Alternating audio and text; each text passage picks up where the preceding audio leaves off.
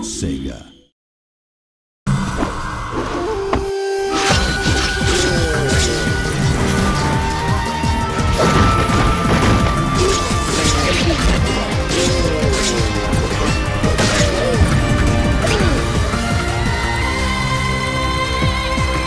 If you go back in time and you kind of reflect on how the combat was in the old games, it's very basic.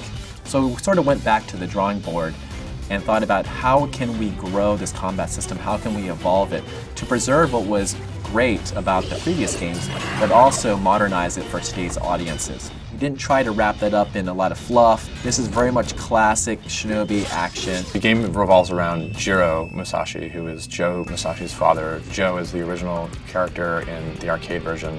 One thing I loved about the old classic Shinobi games is that pattern-based gameplay. There's a larger variety of enemies for sure, but we still have that classic feel. So you can pay attention to what an enemy does and eventually get really good at defeating them. It's what fans love, and also allows us to present challenges and enemy combinations that become more difficult for the player as they progress through the levels.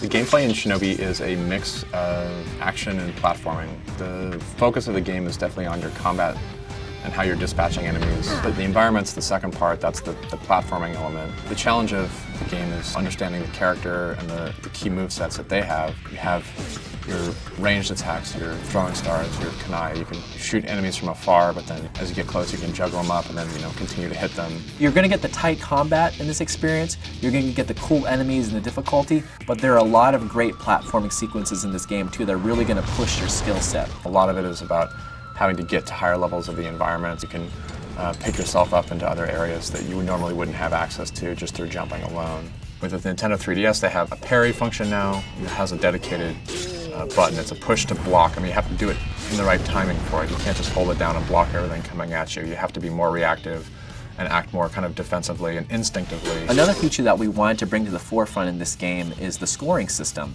The old versions of the game also kept track of score, but it's fundamentally more important in this version of the game. Going along with the scoring system, we have what's called a multiplier system in the game. If you keep killing enemies, your multiplier goes up and that affects your score.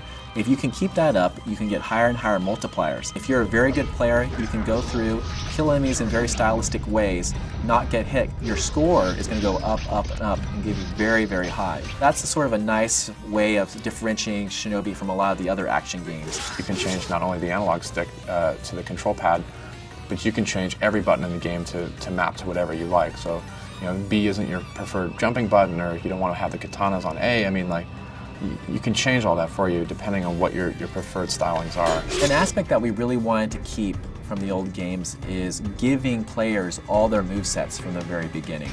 We didn't want a situation where you'd progress through the game and you would unlock a move and then you progress on, you unlock another move.